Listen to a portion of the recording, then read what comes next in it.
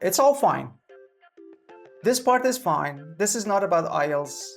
This is not about English. This is not about anything that you are here for, but just hear me out for maybe 20 seconds.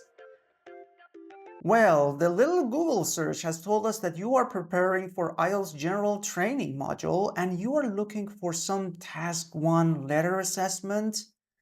Well, welcome to IELTS Juice. That's exactly what we are going to do right now. Stay tuned, buckle up, let's go. You were recently impressed by a staff member at a supermarket. That's interesting. Write a letter to the manager of the supermarket, and in your letter, describe the situation, explain how you were helped, and state what you are going to do as a result of this good experience. Oh, this is going to be fantastic. I'm going to enjoy reading it. I'm sure you will as well. I just want to say this is a formal letter, but it's a letter of appreciation. And you also need to say a lot of details. You need to say who this individual was and what happened, and also how it was actually helpful or beneficial to you. And in the end, you might come up with some suggestions. I don't know what actions you're going to take on this good deed. I really like it. I'm all for it. Let's start reading the letter together. To whom this may concern, obviously, because you don't know the name of the manager, or you could say to the manager of this supermarket, and you can come up with a imaginary name, whatever. That would be fine. I am writing. This is good. It already sounds formal. I am writing to express my sense of pleasure and satisfaction I encountered. You don't have to say my and I at the same sentence. You can say the sense of pleasure and satisfaction I encountered at your supermarket. Okay. Encountered is a very good word. I'm not sure it's very natural here. Like you had a sense of pleasure and satisfaction with the staff or with your communication with the staff at the supermarket. Things like that sound more natural than just you encounter this sense of satisfaction and pleasure. Like the sense of satisfaction and pleasure was on the desk, on the table, and you went there and you saw it.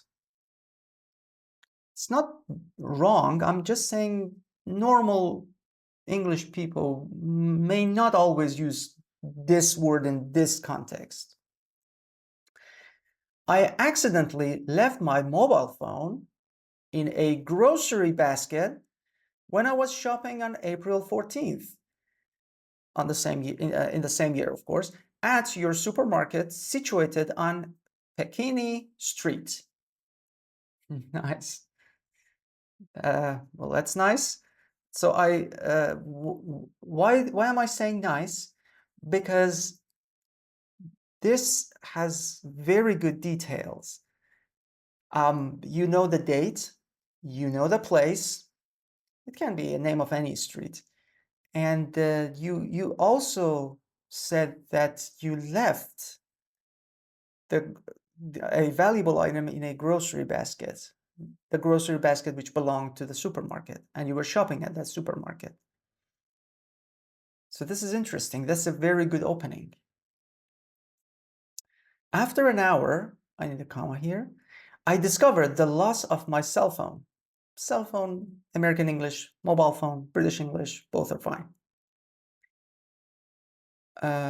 Okay, and then you need this is done. You need a period, or I mean full stop, or you need a semicolon. I received a call from one of your employees who notified me that my phone was found and waiting for me at the supermarket. Okay. It's all fine. This part is fine. This is not about IELTS. This is not about English. This is not about anything that you are here for, but just hear me out for maybe 20 seconds. If you forgot your phone in a grocery basket at a supermarket, how did the supermarket's members or staff members called you when your phone was not with you? How did they realize? It's not like they called you on your mobile phone or your cell phone and then you picked up and you said, "Oh, I left my cell phone. Okay, let me come back and pick up my cell phone." Uh, that's I'm not saying it's 100% impossible. Maybe the individual had a landline, or maybe they could break into the phone, which is again weird, or maybe the phone has just emergency contact, and then they called the emergency contact there, which is usually a relative.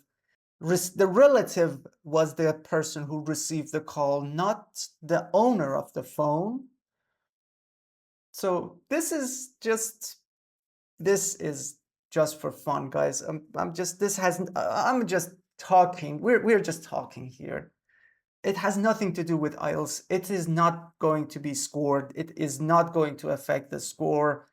Don't worry about it. I'm just saying, how on earth can this be possible? And it is possible, but I don't see the details that I needed to see to make sure that this is it has that slim chance of happening.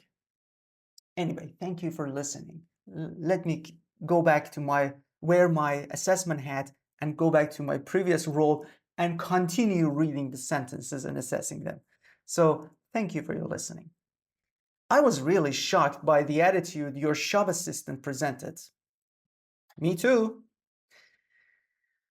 As I am really impressed by the dignity your supermarket team by the dignity of your supermarket team, comma, I will certainly share this case with my friends and colleagues and, moreover, encourage them to purchase goods and groceries from your supermarket. That's a very, very nice act to help to spread the word, to promote a local business, and help people maintain their jobs and take care of their families. This is just beautiful. This is just nice. Come on, guys. We all need to support local businesses and help them grow. And they in turn will help other people grow. The families, the children. This is beautiful. I would like to thank you again for having such a great team and wish you prosperity, that's a beautiful word, and success. Please do not hesitate should you have any additional information. Please do not hesitate to do what?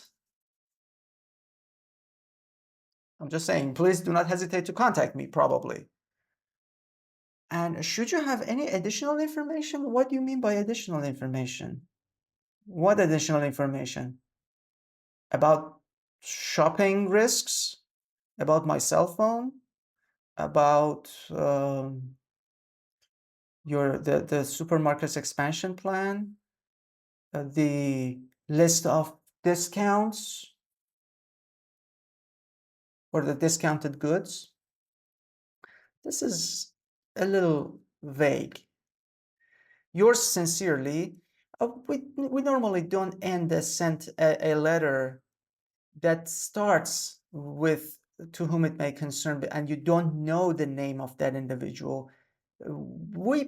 Preferably we don't end it with "yours sincerely." You could say "yours respectfully," or "respectfully yours," or "regards" is safe.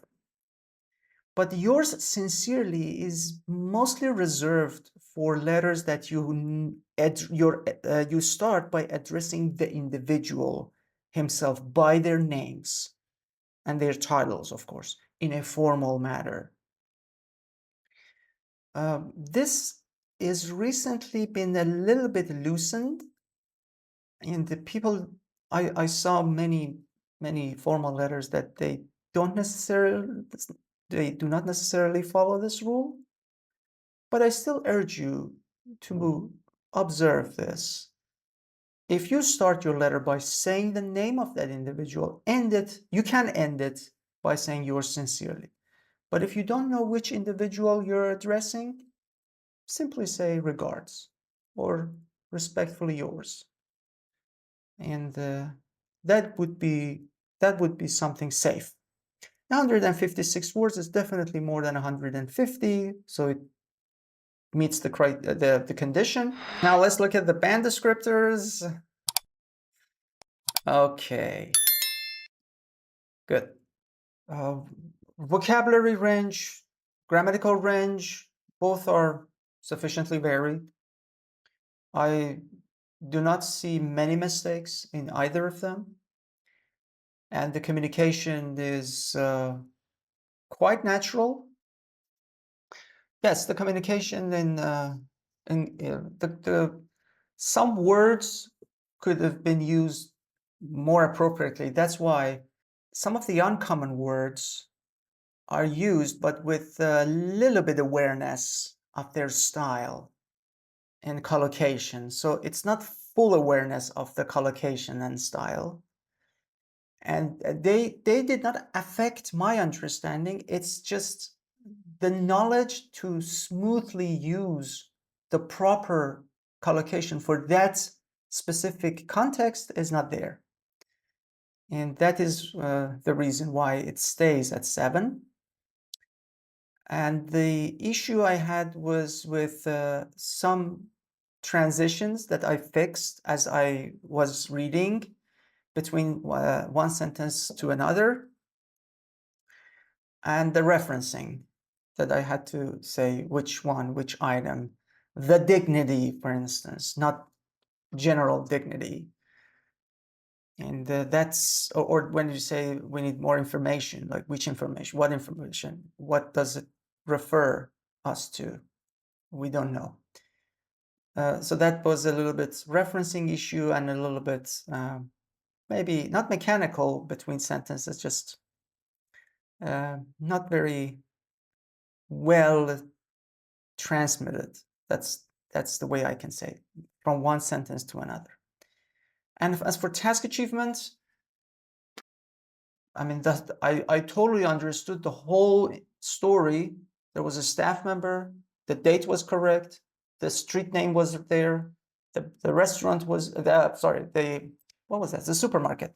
The supermarket was clear, the letter was clear, the tone was very polite, and the details were there. I am completely informed of the situation, of what happened. Could it be fully developed? Yes. There was a gap between 8 and 9, and you already saw the elements that we talked already on the areas that, if those areas were addressed, this would be a 9 right here. On that beautiful note, on that possibility that you can actually try this and be mindful of the things that I just told you, try this rubric again, make sure that you can get all the bullet points addressed and developed, and then you can submit your essay for assessment. Maybe you can get a 9 in your task achievement. Let's see. And if it were a 9, it would still need another 7 to score 7.5. So other than focusing on your task achievement, make sure you also focus on very good transition from one sentence to another, healthy, accurate. And also when you write, make sure those words reflect the reference that you want people like us, readers, to get or to understand. On those two notes, I encourage you to give it a try. Let's see what happens. And I look forward to your 7.5 representative, or maybe higher. Who knows? I wish you a lovely day ahead.